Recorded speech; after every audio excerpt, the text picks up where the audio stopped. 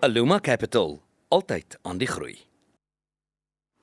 Welkom terug, dit is tyd vir volgenskrant besprekings en Christel Cornelissen sluit by ons aan. Goeiemôre Christel. Dag sy kollegas. Christel, ons begin is so speer genoem het by die brandstofprys. Ja, dis B-dag. So ons wag vir die brandstofprys. Uit die aard van die saak is daar aanduidings, jy weet jy mens kan sien uit die onder of die oorverhaling van die sentrale energiefonds. So in hierdie stadium lyk dit petrol met meer as R5 per liter en diesel met meer as R10 per liter. So dis nou nie meer nuut nie. Wat in hierdie stadium die kwessie is wat die regering kan doen om die las op gewone mense ligter te maak. Die DA het onder meer voorstelle gedoen wat sê die brandstofheffing moet tydelik gehalveer word. So die brandstofheffing is die algemene brandstofheffing, dit gaan vir die regering vir uitgawes, dan is daar die padongelukfonds, hulle kry 'n gedeelte en dan is daar koolstofheffing. So as jy dit met die helfte sny, wat in verskeie ander lande, onder andere Australië dink ek gedoen is dit meer as R3 verligting wat jy vir motoriste gee in 'n prysstyging. So dit gaan baie druk verminder op R5 of R10. Aan die kus gaan brandstof of diesel raak aan R30 aan die kus. Dit is wat dit gaan kos na hierdie styging.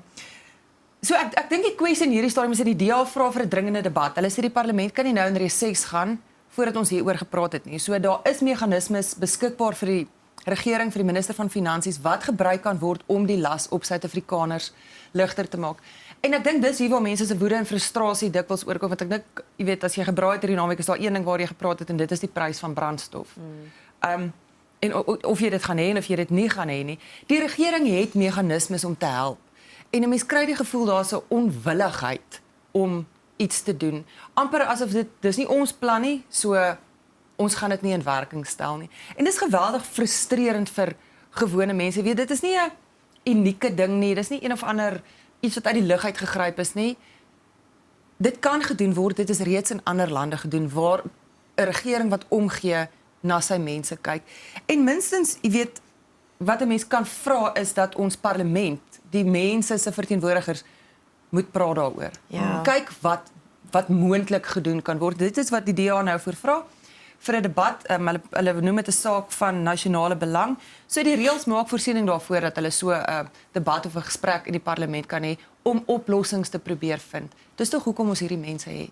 Ek dink wat my bietjie bekommer is nie net dat dit jou voertuig se brandstof raak nie, dit gaan kospryse raak. Ons het in die verlede gepraat oor wanneer daai kospryse opgaan, kom dit nie sommer gou weer af nie. Die rollende effek waarop. Presies, jy sit met miljoene pendelaars in Suid-Afrika wat publieke vervoer gebruik. Dit gaan weer, ek wil amper sê, werk affekteer, want nou moet die werkgewer bietjie meer betaal, want anders kan daai pendelaars nie by hulle werke kom nie, gaan dit enigstens afleggings beïnvloed. So daar's 'n groter prentjie dink ek aan net ek moet my kar vol maak. En ja, dis seker die eerste en die direktering wat ons praat en voel, maar ons is so veel groter van 'n kringloop hieraan. Dis heeltemal reg wat jy sê, is hy rol en dit word al groter, maar daai terugrol is baie stadiger as die skade word baie moeiliker ongedaan gemaak as wat al daai prysstygings ophoop.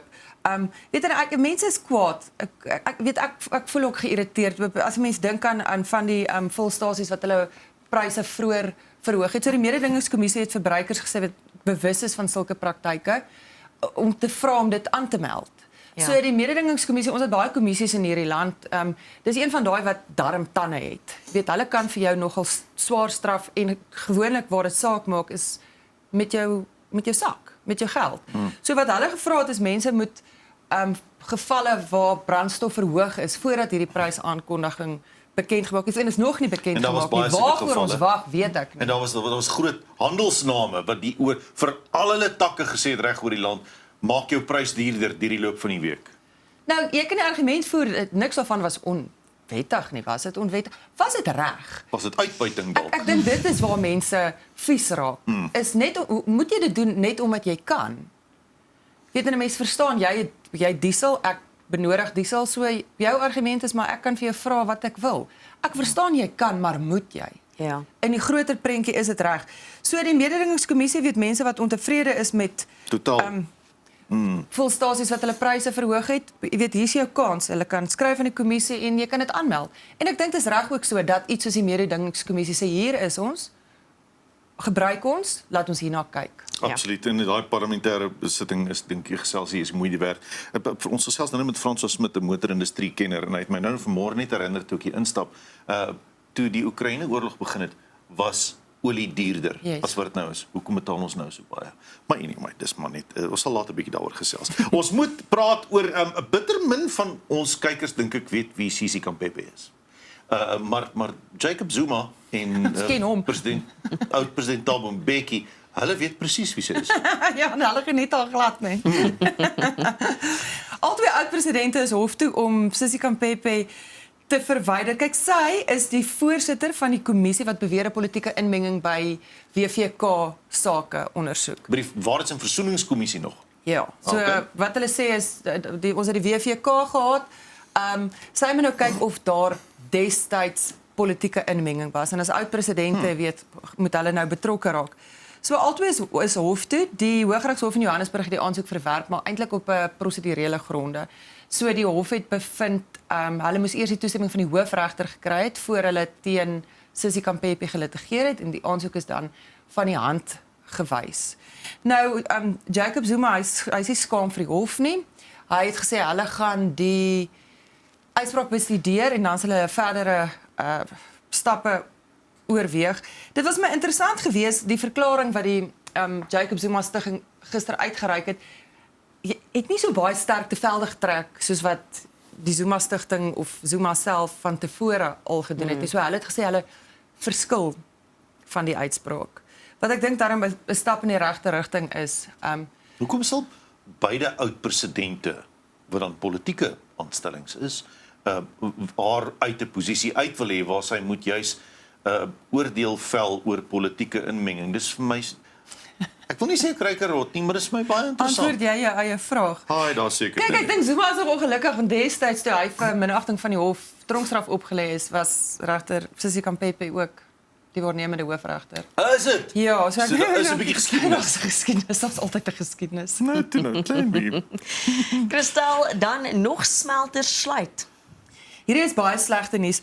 So dit is van die smelters, ek weet nie, julle sal onthou, sommige bedrywe beding 'n kragtarief met Eskom wat laer is as wat sê ons in ons huise betaal. So ons betaal omtrent R3 per kilowattuur. Hulle beding 'n baie laer tarief met Eskom. Hulle gee vir baie mense werk. Die mense kan nou sê, weet hoekom betaal hulle soveel minder as wat ek moet betaal? Hulle speel heeltemal in 'n ander veld, en ek dink mense moet dit in gedagte hou. Hulle hulle verdien buitelandse valuta, weet hulle, dis kundigheid wat hier gehou word. So ek dink mense kan verstaan hoekom hulle sê, luister, kan ons onderhandel oor krag.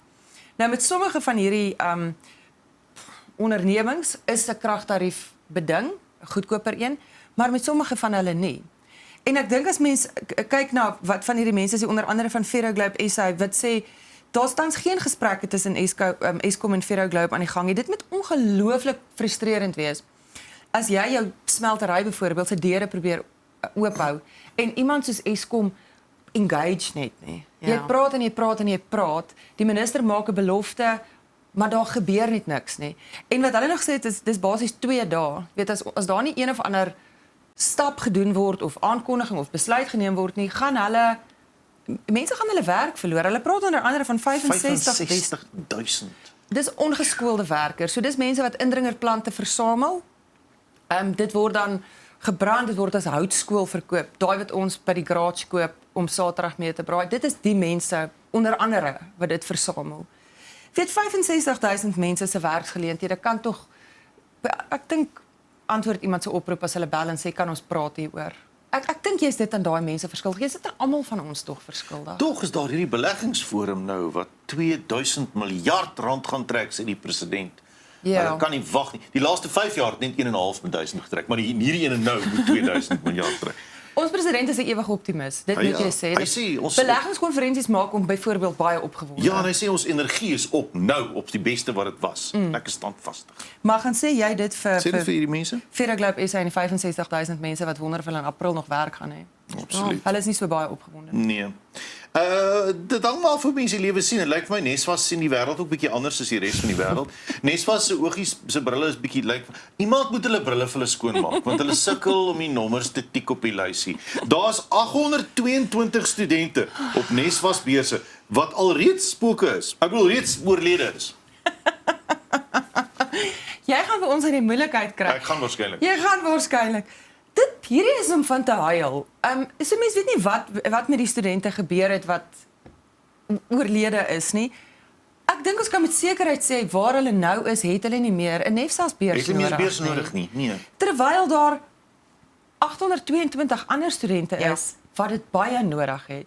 Hierdie stelsel is nie besig om te werk nie. So ons weet by die studente op skema dis jare lank al probleme van miljarde rande. Room afskep situasies in dies En meer. ons sukkel eenvoudig om dit reg te kry. So Ministers wat al daarvan beskuldig is en nog nie eens verwyder is nie. Inderdaad. Ja, ons is nie so flink met die verwydering nie. Nee. Of met die opskort van betalings nie. So daar's mense wat hierdie regtig nodig het. Jy weet, dit is nou jammer oor die verlies aan hierdie studente, maar hulle het nie meer hierdie geld nodig nie.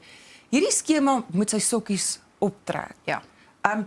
Hoeveel keer moet mense oor dieselfde ding praat? Die ouditeur-generaal bevind keer op keer, jy weet hulle boeke is basies maar 'n gemors. Hierdie is veronderstel om jong mense te help om te gaan leer. En hulle kry dit eenvoudig net nie reg nie. Jy moet nie vir my sê daar's geen manier om uit te vind of iemand nog in lewe is of nie. By die banke byvoorbeeld daai stelsel is gekoppel aan binnelandse sake.